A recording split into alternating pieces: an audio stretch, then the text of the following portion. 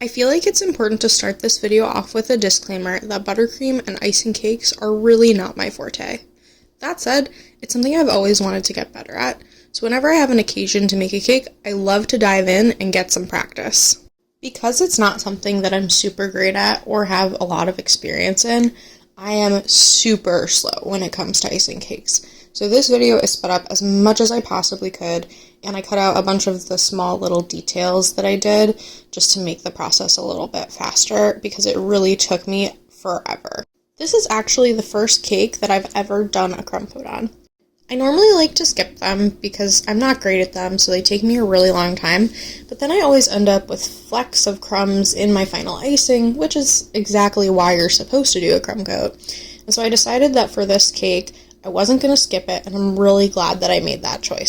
After I crumb coated it, I popped the cake in the freezer overnight just to let the crumb coat set and lock in all those crumbs so they wouldn't end up in my final icing coat.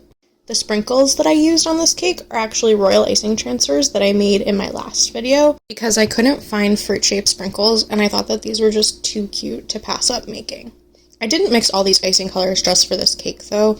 I had leftovers from previous projects sitting in my freezer, and so I just used those. I feel like mixing all these icing colors just for one cake would be way too much work. The final detail that I did on this cake was the happy birthday message on top, which I definitely need more practice on, as you can see from the 1.5 million times that I stopped piping and how squished the letters are.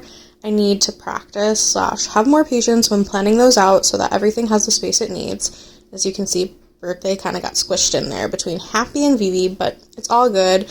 I'm really happy with the way this cake came out, and it was such a cute addition to my daughter's tutti frutti second birthday party.